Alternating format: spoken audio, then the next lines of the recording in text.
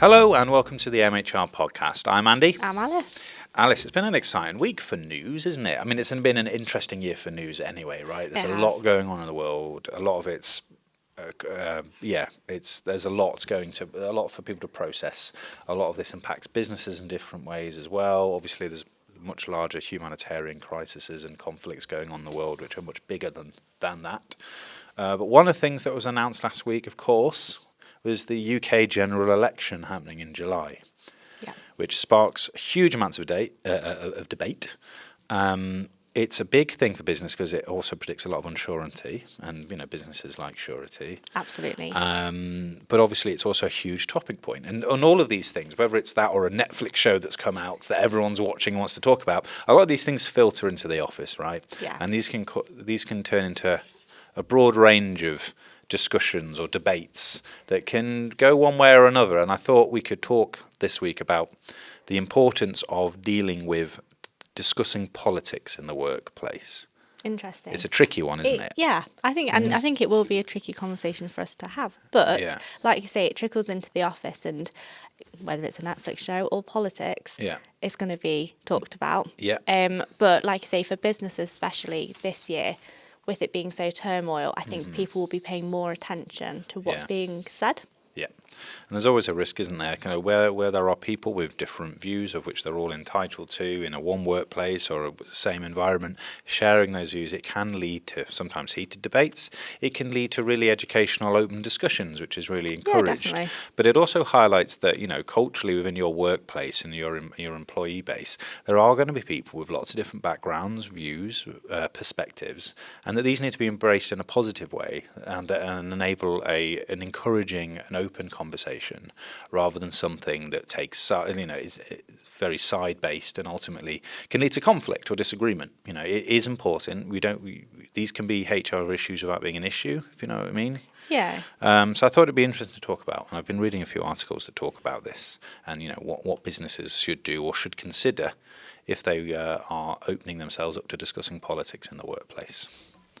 So what's the first thing that's kind of jumped out to you in the article? The first thing is that, there are a lot of stats that could be talked about, but I think the main right-home points are that actually, and this might be a cultural thing, but especially in the UK, people feel incredibly uncomfortable voicing an opinion in an office environment, a work environment, in regards to political views or current political situations. This can be because, obviously, you're making yourself vulnerable. Yep. But also because obviously this is often be a heated-sided debate, and you don't want to enter into a conflict or a disagreement with a colleague or a stakeholder where actually it's important you maintain a healthy relationship, right? Yeah. But there are also generational differences in the approaches and the views and the openness to talking about politics in the workplace. Right. So a large number of Gen Zers, for example, so that they think it's good to have an open discourse about social political issues, right? And that they should be encouraged to do that. Whereas an older generation feel like they can't have that debate and they feel uncomfortable doing it. So, but a quarter of Gen Zers, for example, have openly admitted that they've fallen out with colleagues or managers because they have different views. That can be tricky, right? Oh, it can be tricky because you've got to respect your relationship with your manager or with your colleagues. Mm-hmm. But you have to acknowledge that you're all entitled to have different views. Absolutely. And that shouldn't be rolling into your work, your projects. Yeah. Depending on the type of business you work in, of course. Obviously, there's different factors at play there. But as a rule of thumb, let's just say we're here to be a team. We work together. Yeah. We're on the same page together. We might have different beliefs or views in the same way that we'd have different beliefs and views in other aspects of life. Yeah. But we have to be on the same page. We have to be working together. Yeah. So this is where kind of politics gets tricky, right? Because your political view is not necessarily a protected characteristic, right? But it is also part of your identity and your culture, and it has to be dealt with respect. I think that's a very good way of looking at it. But it's interesting that the workplaces are seeing that difference between the two generations. 100%. And it might even loop back to kind of where company culture is changing, where we've got the younger generation coming in, and they have slightly different approaches to work and what they view the workplace as. Yeah. So bringing, like I say, a harder discussion like politics, if there is kind of what you see as a divide in how someone might approach the discussion of politics, it'll be interesting, I think, to see what happens in those discussions in the workplace over the next month, especially with the run up to election day.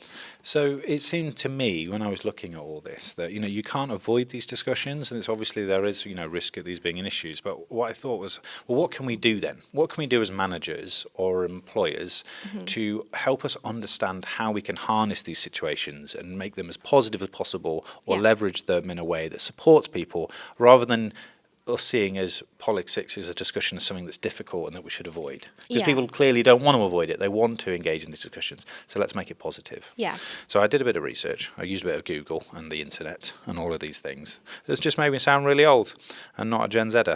There's a few tips out there.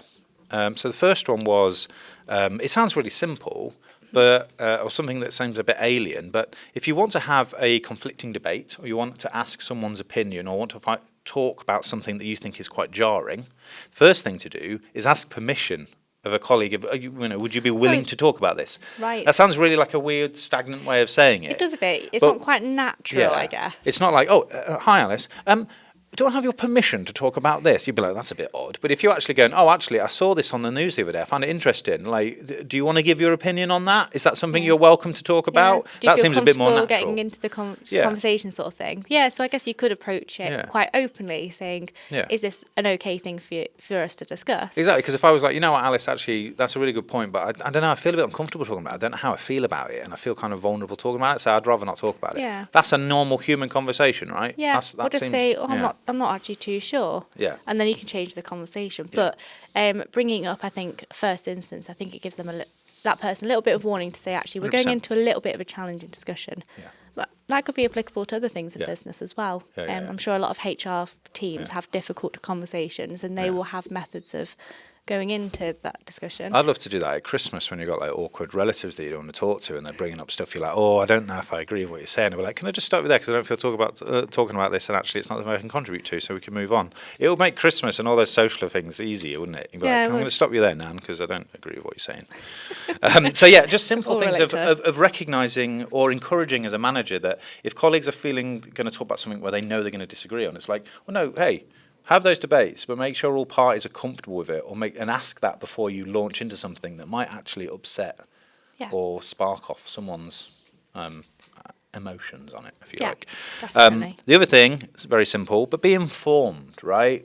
If you're going to hold a conflicting or kind of very personal debate or challenging debate, make sure you are educated on what you're talking about first, rather than making broad assumptions, because that's when you can insult people with ignorance. And arrogance, and I think that's really important. So if you feel the urge to spit out something because you have a strong opinion on something you've heard in the news, for example, or something you've seen online, make sure you haven't just scanned that. Make sure you've got the context. Make sure you're respectful because you don't know what other people's backgrounds are. You don't know what other people's relationship is with that topic. Yeah, or past experiences. Yeah, don't be too brazen, because you might upset someone without understanding the context of the situation. I think picking up on that as well, it comes into kind of a broader aspect. But if you're going to have a discussion, be open to listening. Mm-hmm. It's okay talking, but are you actually actively listening and paying respect? Because like I say, everyone's allowed to have different views. Yeah. You're allowed to have your own opinion about certain things and of different strengths. Yeah. But like you say, it's really important that you are informed, but also I think just as a human aspect, just to actively listen and not just try and force your views onto someone else. Which links to another point, which is kind of like knowing your triggers. There are going to be things in this world, especially in a political landscape, that are going to affect you more or might upset you, or you have really strong, passionate views about. Of course there is. That's natural. That's like human. your nan at Christmas. Nan at Christmas. I'm like, put the Yorkshire pudding down, Nan, that's mine. Times 6. I don't care how old you are, you put that down. But no, like, so for example, immigration crisis, gender rights, wars in different countries, the economy, these are all really important things that can affect different people in different degrees of separation. If you know that something makes you really angry, maybe we just need to check in with yourself to go, that's a trigger for me, so I know if I'm going to launch into that, I need to maybe give someone some warning, or be like, this is a really sensitive topic for me, let's not bring this into the workplace, it might not lead to a professional discussion. Whereas there's more of a personal debate for me, and I need to keep that personal away from work. Do you know what I mean? Yeah, as well, kind of taking note maybe what you have upcoming. I can imagine if you maybe have quite a heated discussion with someone or a passionate one, if you have a meeting to go into straight away afterwards, you might not be in the right mindset. So it's just being aware of your circumstances. Before you might head into it. And like I say, if you know that you're going to be triggered, like I say, it's okay to leave it out of the workplace. But again, it's just paying respect to the people around you as well. And I'm sure there's a lot of industries and businesses that need to get involved in these debates, and part of what they do is to help support and solve these issues. So it's different context there. But maybe general rule of thumb for most businesses is going, our work isn't related to this. This is something I'm really passionate about. I'm going to leave it out of here because I want to keep my work and how I behave professionally different to how I might feel personally, because that's the most professional approach. Unless, of course, I'm a politician, then I probably should be getting annoyed about this and doing something about it. Like I say, different industry, different jobs. The other thing that I read that was quite useful is actually how you can utilise or frame this discussion as a positive opportunity. So. Okay. And I think this is really important. It's a general rule of life, right? It doesn't have to be about work. But if you're talking to someone who has completely contrasting views, we don't get het up in it. We don't get angry. We don't start shouting at each other. You kind of see it going, I may not even agree with your view, but what can I do to learn from your perspective? How can I educate myself? And as a result, if you are going to have really conflicting debates in the workplace, it's making sure that everyone goes, hey, guys, no one's, let's not pick sides here, but what can we do to learn from each other and use this to help build our culture and our belief in how we work together as a team? What can we learn from this debate? That's a more positive way of looking at it, trying to go, who's going to win this? How are we going to fight it out?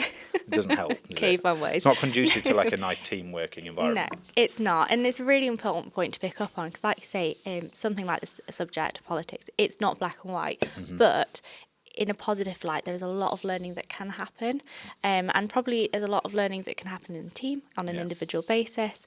But again, it's kind of being able to take a step back. Mature, like taking the step back and looking at it as an overall thing. But also, it's really interesting. I think if you listen to other people's views, it can really help you develop as a person as well. I agree. That comes, I like to say, life advice. But it is interesting to hear what people think and why they think it.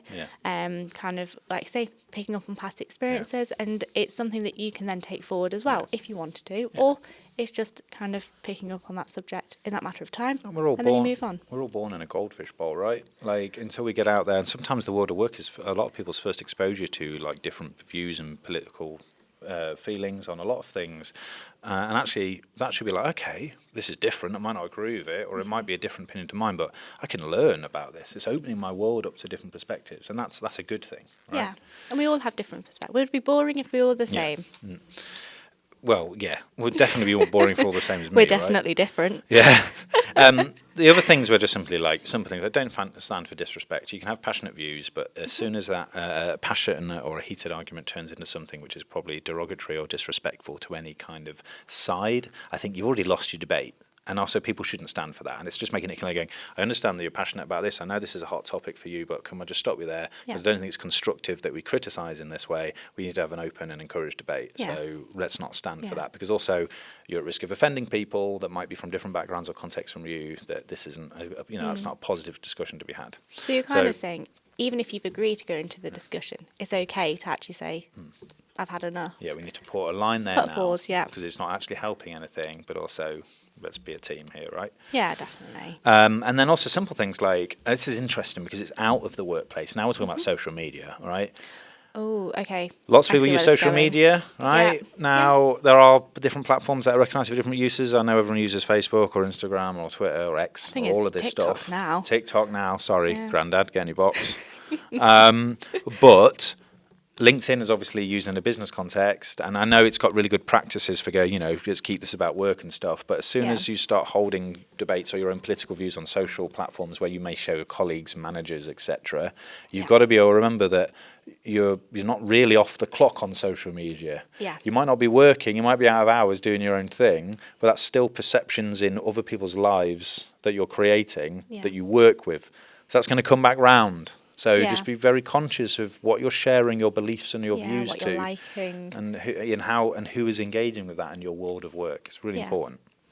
Definitely. I guess it's a different take as well. I think social media is so integrated with personal life, but now business. You know, every business has a social media platform. Yeah. So yeah, be very conscious about what you're putting on social media, and by all means, you're allowed to do whatever you like to do outside the business. Yeah. But like I say, people will be watching, or they will at least see something. So just be aware of what you're showcasing or sharing on your socials. And the positive is also the flip side of that, like a good HR tech thing, when it is a social base like we do with People First, like it enables you to hold and host communities and discussions and debates where people from different parts of the organisation with different views or different interests can join those communities and they can share their interests together. That's really positive. That's holding a positive debate rather than a us versus them kind of side. It's like, no, if you feel like that way, if this is your view, if this is your interest, join that community and join and share like-minded views with your colleagues. That's really positive.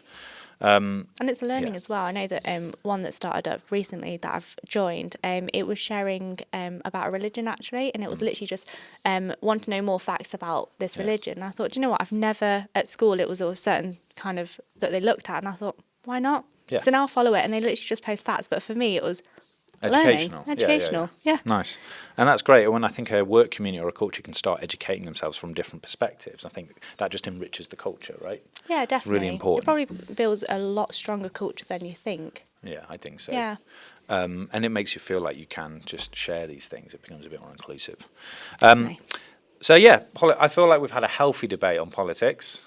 We didn't throw a chair at each other or anything. No, I didn't slowly roll away from you. No, or just like play a song to heckle me out as I was trying to deliver what I was talking about. And hopefully it was helpful as well about how to approach a tricky subject like politics in the workplace. I don't think many people bring it up because it's like, say, in the UK, it's probably avoided. British culture is you don't talk about personal views.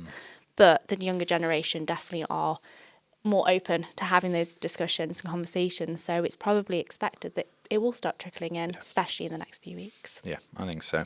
And it links to a lot of what we do as well. So like if you want more hits and tips from a HR point of view of how to deal with whether it's any form of conflict or any kind of platform where you can encourage the culture that you have, check out mhrglobal.com. Obviously, look at what we do with People First as a social platform that encourages communication and communities.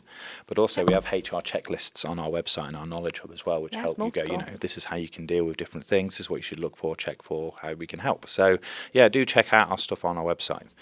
But I think that's enough on politics for this week. Pretty much summed up. I think so. Well, thank you very much. I've been Andy. And I'm Alice. We'll see you next week. Bye-bye.